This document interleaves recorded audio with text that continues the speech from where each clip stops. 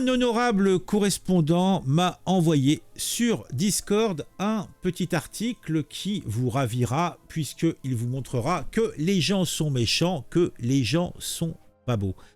Et mon honorable correspondant me dit: un Congolais défonce la tête d'un homme et prend 6 mois avec sursis sans mention au casier judiciaire pour lui permettre de renouveler son titre de séjour. Merci messieurs les juges qui veulent absolument que cet être d'exception, cet exemple pour tous nationaux, un Congolais qui défonce la tête d'un homme et prend 6 mois avec sursis, eh bien, pour qu'il n'ait pas de mention sur son casier, pour qu'il puisse avoir le renouvellement de son titre de séjour, c'est tellement important que ce mec qui a priori est ultra violent renouvelle son titre de séjour, peut-être parce qu'il a peut-être 2-3 femmes enceintes sur le grill, je sais pas. Ah, c'est peut-être un petit peu raciste de dire ça, je sais pas.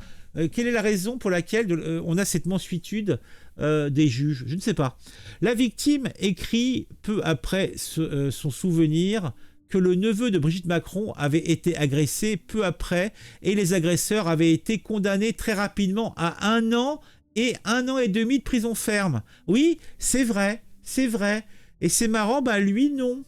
Hein, lui non. Donc, Amaury Bucco, comme à son habitude, nous propose un texte qui explicite tout cela et après on aura la séquence vidéo qui récapitulera tout. Alors, on va lire.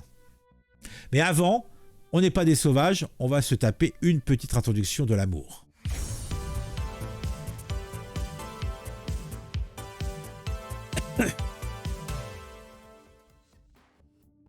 Après une agression particulièrement sauvage et violente, la victime en reste défigurée. Un homme de nationalité étrangère a été condamné ce mardi à 6 mois de sursis. Mais la justice a décidé de ne pas inscrire cette condamnation dans son casier pour lui permettre de renouveler son titre de séjour. Plutôt étonnant, comme toute cette affaire d'ailleurs. Alors, Amaury Bucco nous précise les conditions pour notre plus grande affliction. Les faits remontent au 23 mars 2022, je suppose, dans l'Essonne, dans le 91. À cette époque, la victime et son agresseur sont inscrits dans le même club de basket.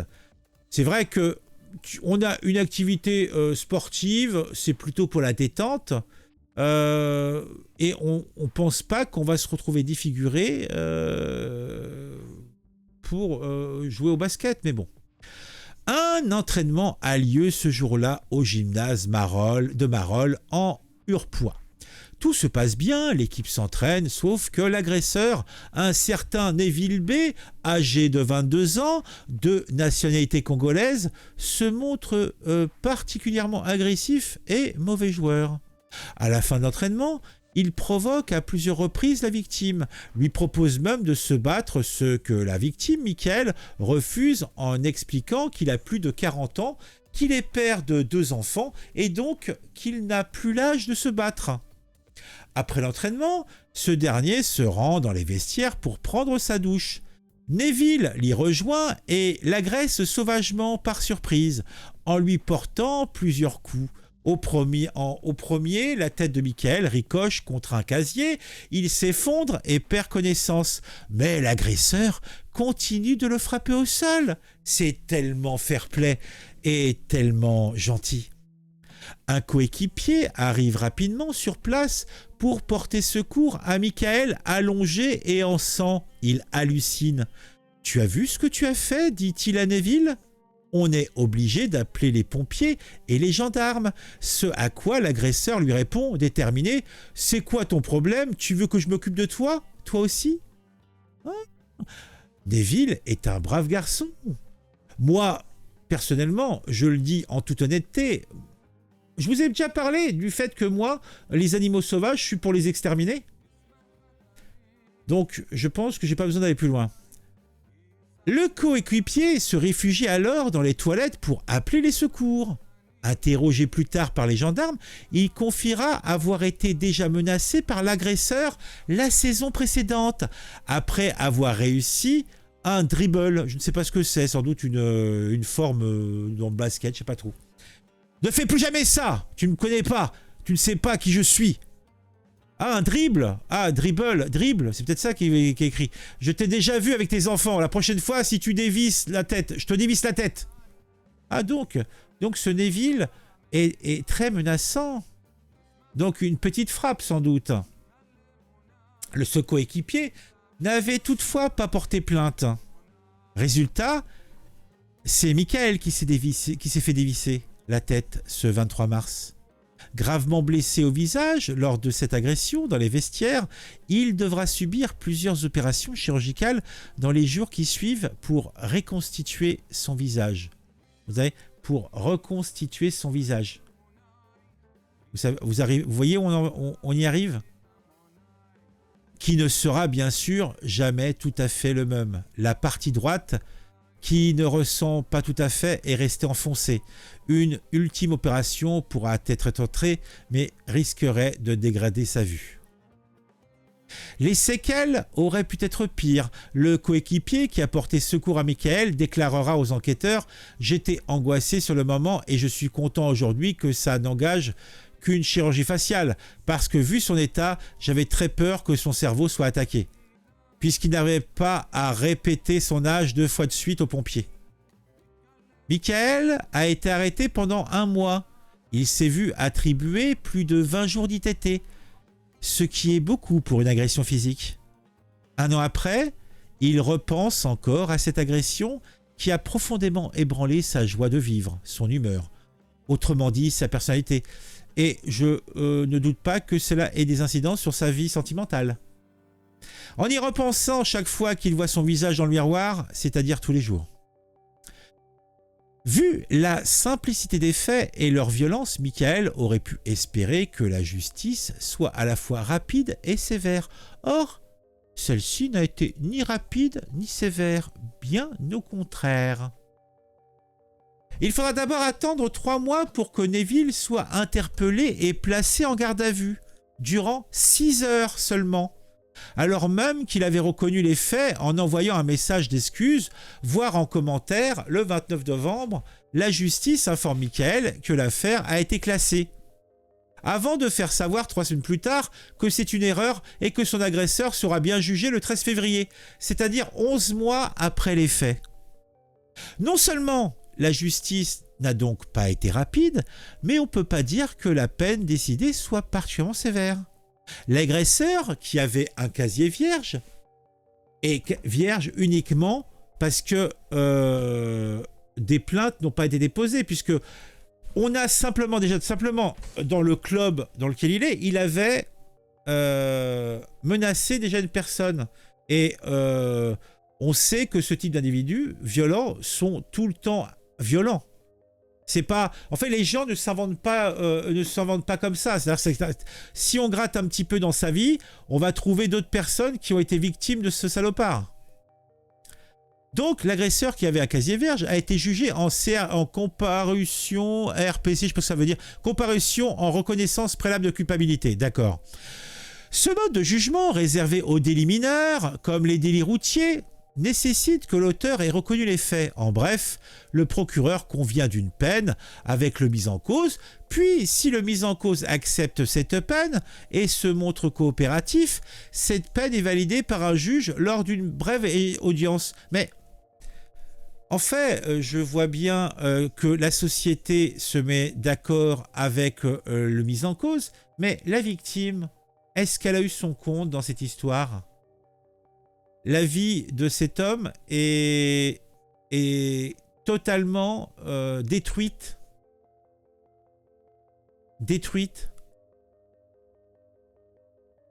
Moi, en fait, moi, je vous l'avoue, comme je l'ai dit, hein, pour moi, c'est un animal sauvage, et les animaux sauvages, je sais ce que je leur fais. Hein. Un animal dangereux, moi, je comprends pas qu'il soit dehors. Franchement, ça me rend ouf, quoi. Alors,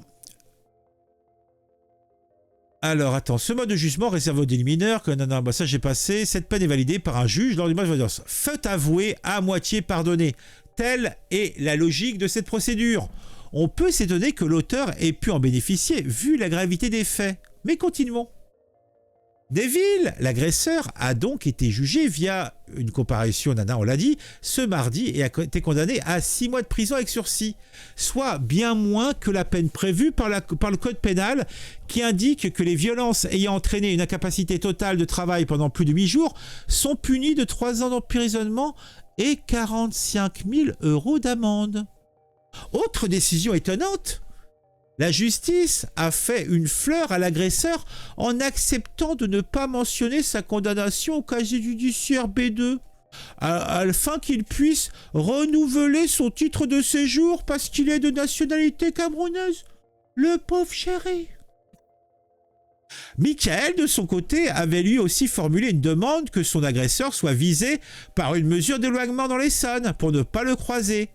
Cette fleur lui a été refusée. On lui a simplement conseillé d'appeler la gendarmerie en cas où son agresseur s'approcherait de lui. Incompréhensible pour lui. Je savais que la justice était lente, qu'elle n'était toujours pas à la hauteur, mais je ne pensais pas qu'on était dans un cas aussi extrême. Pour moi, c'est incompréhensible, explique Michael, dont le témoignage a été diffusé hier dans Soir Info. Et je vais relire ce qu'a écrit donc mon correspondant.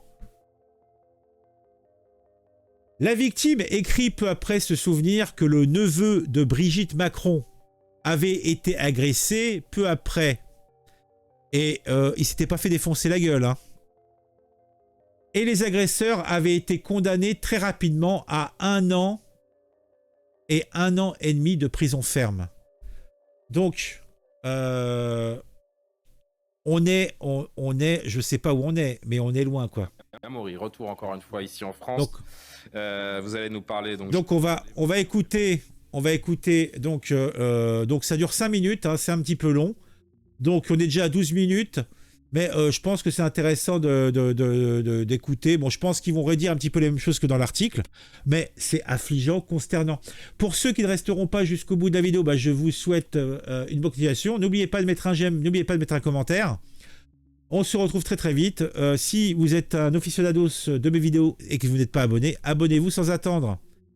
On se retrouve très vite pour une nouvelle vidéo. Et on regarde cette fameuse séquence. On dit un instant de cette affaire étonnante, c'est le moins que l'on puisse dire. Un étranger a été condamné cette semaine pour une agression particulièrement sauvage, particulièrement violente, au point que sa victime est défigurée à vie.